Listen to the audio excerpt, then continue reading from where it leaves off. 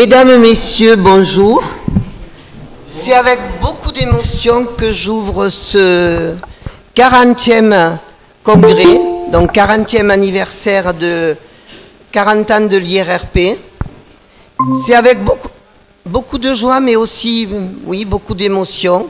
Je tiens à vous remercier toutes et tous d'avoir fait la route, parce qu'il y a des personnes qui viennent des quatre coins de France, et cela prouve qu'on est lié avec l'association IRRP, mais c'est surtout pour écouter ce qui va se passer tout au long de la journée au niveau de l'évolution des travaux, au niveau de la recherche médicale. On a vraiment des intervenants de haut niveau et on aura le plaisir tout au long de cette journée et même cet après-midi avec les tables rondes voilà, le programme, je pense, est très riche et vous apportera des nouveautés et des informations. Je tiens également à remercier Bruno Gendron, président de la Fédération des aveugles et amblyopes de France, ainsi que son directeur, Nicolas Blino, pareil, qui est venu participer à ce congrès et fêter avec nous ses 40 ans de IRRP. Je lui laisserai la parole tout à l'heure. Je remercie aussi les élus, Christine Roux, qui est à ma droite, qui va vous dire quelques mots, et Monsieur Moll, qui se sont beaucoup impliqués pour ce congrès et pour la marche de demain. Je l'ai dit un petit peu hier soir, et pour cet anniversaire, je pense que tous les maires du canton ont joué le jeu. Je regrette que M. Olivier Martin ne soit pas là pour l'ouverture du congrès. Olivier Martin est président de la communauté des communes. Il sera là ce soir et demain. Donc, je vais dire quelques mots sur ces 40 ans. Vous savez, c'est difficile de retracer en quelques minutes ce qui s'est passé depuis 40 ans. L'IRRP est né à Nancy, dans le caisson de Hyperbare de Nancy.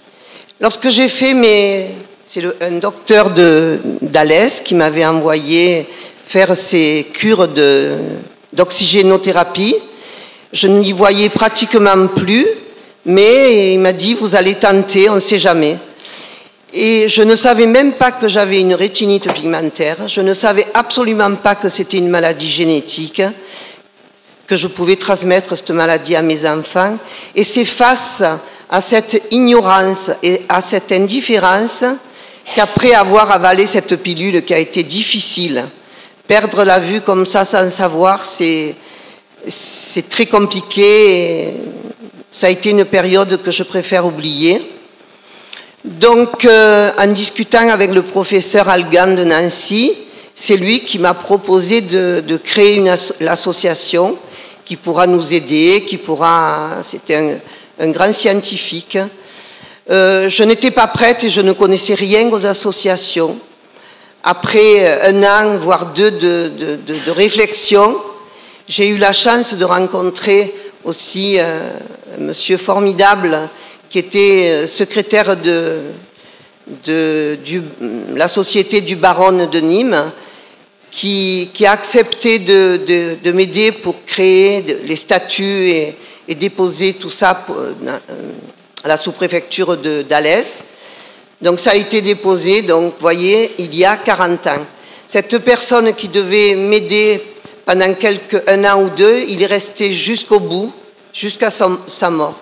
Donc j'ai une pensée particulière pour toutes les personnes qui ont fait un bout de chemin à l'IRRP. Je parle de Bernard de Cazeneuve, mais je parle de M. Melou, je parle de Claude Paulet. Il y a énormément de personnes qui ont passé quelques années à l'IRRP.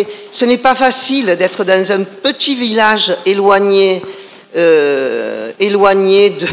de la capitale, je dirais, mais je pense que je peux dire que je suis fière d'avoir organiser tout ça, vous voyez, et 40 ans après, je suis encore là.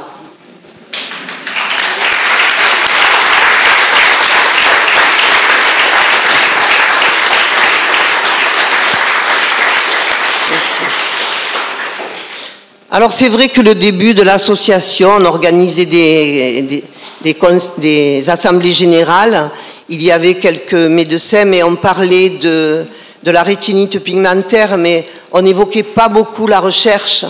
Et j'aime dire c'est un anniversaire parce qu'il y a 40 ans aussi, c'était le grand congrès international à Melbourne où je participais. Le professeur Bhattacharya avait annoncé l'identification du premier gène responsable et on pensait que c'était une belle victoire et que quelques années suffiraient pour pouvoir traiter la maladie. Vous voyez, 40 ans après, plus de 200 gènes ont été identifiés. Combien de mutations, c'est quelque chose d'énorme. On a ici parmi nous, j'aime dire, une des plus formidables généticiennes de France et de Navarre, c'est Béatrice Boquet, qui à chaque fois explique toutes l'identification des gènes, les mutations. Mais c'est important que vous le sachiez parce que moi qui fais ce travail d'accompagnement, où j'ai les gens au téléphone qui, oui, quelquefois on est désespéré, on voudrait que la recherche avance vite et beaucoup plus vite. Et ce qu'on va vous dire aujourd'hui, ce qu'on vous a dit l'année dernière et l'année d'avant, je pense qu'il y a des avancées assez significatives. D'ailleurs, dans une table ronde, je pense que le titre est très significatif aussi. On a intitulé cela « Révolution et lenteur ». Je pense que c'est un... Voilà. Isabelle Meunier, Serge Picot et l'équipe vont animer cette table ronde. Et je pense que ça pourra aussi éclairer votre lanterne et voir pourquoi il y a des révolutions, mais il y a aussi de la lenteur.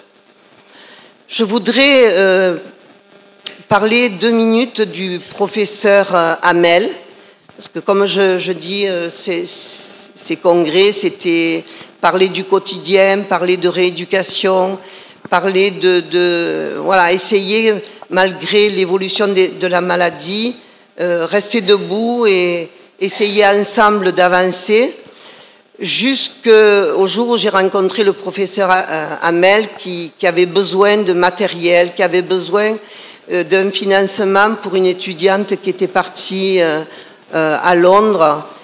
J'ai trouvé ça quand même pas très normal qu'il y ait si peu de moyens dans les laboratoires à leur permettre d'acheter un congélateur, un frigo pour stocker ces prélèvements.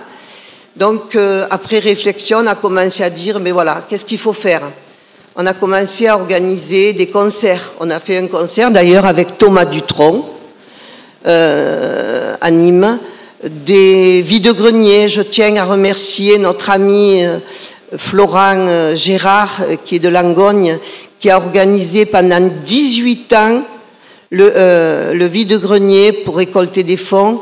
Il était déficient visuel et à 5 heures du matin, il était sur la place de Langogne pour installer barrières et accueillir les personnes pour ces vide-greniers.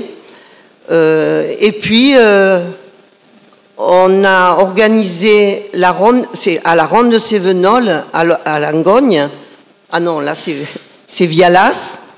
Je remercie Pierre Tuzet, qui est dans la salle, je crois, oui, qui avait organisé une course à Vialas. Et voilà, ça a été un beau démarrage qui s'est transformé en... Quelques années après la ronde de Sévenol, mais c'était des marches. Et au bout de 10-15 ans, voilà, ça s'est arrêté parce que les gens vieillissent, les gens fatiguent. Et donc j'ai repris le flambeau à Bessèges depuis une vingtaine d'années. Et là, ça s'est appelé la marche pour la vue. Comme j'ai un cerveau qui fonctionne un peu, au bout de quelques années, je me suis dit pourquoi la marche pour la vue, c'est quelque chose qui rassemble, qui permet aussi de sortir de l'isolement des personnes déficientes visuelles. Et pourquoi pas l'organiser dans toute la France? Je me suis dit, est-ce qu'Ariel, c'est raisonnable? Eh bien oui, on peut le tenter. Donc voilà, nous voilà partis sur la marche nationale pour la vue. Et ça, c'est depuis 9 ans que nous l'organisons. Et je peux vous dire que c'est du travail, mais c'est extraordinaire. Ça permet quand même une belle visibilité, une belle sensibilisation dans toutes les villes. On l'a organisé pour la première fois à Versailles l'année dernière, à l'île de la Réunion, au Pont du Gard, etc. Je ne vais pas citer toutes les villes. Et je remercie donc toutes les personnes qui s'impliquent. Parce que si je vous parle de tout ça, c'est pour récolter des fonds. Et récolter des fonds, c'est avoir... j'ai donné l'exemple du professeur Hamel. Ça paraît impensable de ne pas avoir les moyens de pouvoir de payer le travail d'une étudiante ou un congélateur ou frigo. Donc, ça nous a vraiment réveillés pour pouvoir récolter des fonds. Et je peux vous dire qu'en 10 ans à peu près, l'association a remis 34 000 € à la recherche. 340 000 €.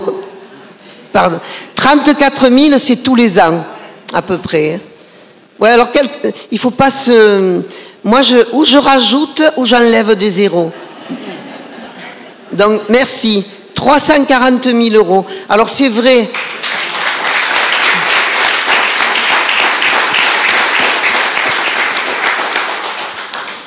Ça semble beaucoup, mais je peux vous dire que c'est des belles gouttes d'eau. Et comme je dis aux chercheurs, vous pouvez multiplier par 10 ce qu'on vous donne, parce que ça nous fait beaucoup travailler et transpirer. Mais on le fait avec grand plaisir. Ce qui me fait mal quelquefois, c'est que les travaux de recherche sont ralentis, parce qu'il manque les moyens, il manque de l'argent, et ça, ce n'est pas normal. Donc peut-être c'est à réfléchir et à les manifester, pourquoi pas voir au gouvernement là-bas pour qu'il y ait un peu plus de moyens pour la recherche. Donc c'est bien ce que l'on fait, c'est bien, mais il faudrait plus. En tout cas, on est ravis de pouvoir aider tous les ans la recherche, tous nos chercheurs. Je vous dis, ça a commencé par notre grand ami Christian Hamel. Voilà. Ce que je vais faire avant de passer la parole, voilà, j'ai quand même relaté un petit peu les 40 ans de l'IRRP. C'est difficile, hein, on a édité un livre pour les 25 ans de l'IRRP, et là, au courant de l'année, on va faire le 2e tome, qui sera le 25e anniversaire au 40e. Donc, il vous sera aussi proposé, vous verrez tout ce qui a été fait. Ce que je voulais dire aussi, c'est que l'IRRP, elle est partenaire, membre sympathisante de la Fédération des aveugles de France. Je passerai à nouveau la parole à Bruno. Et on est également membre de la VH, l'association Valentin Oui. Avant de passer la parole à Bruno, je tenais à avoir une pensée particulière aujourd'hui à quelqu'un qui nous est très très cher, qui a fait un long parcours avec nous à l'IRRP. C'est la devise de l'IRRP, c'est « Nous ne sommes plus des patients, nous sommes devenus des amis ». Et notre ami Philippe Pogam, qui se faisait un plaisir, un immense plaisir d'être ici parmi nous pour ce 40e anniversaire, qui devait animer la table ronde de cet après-midi, la table ronde des patients, nous a quittés le 18 avril suite à une longue maladie, et je vous demande de faire 1 minute de silence. Merci.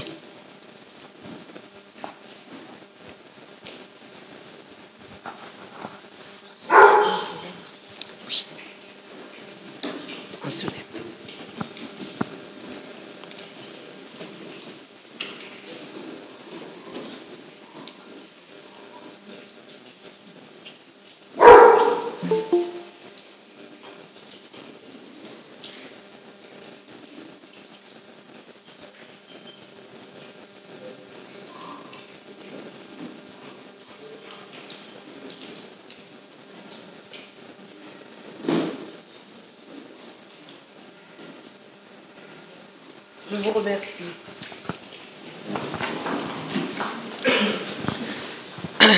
Ouais. Je laisse donc la parole à Bruno Gendron, président de la Fédération des aveugles et amblyopes de France.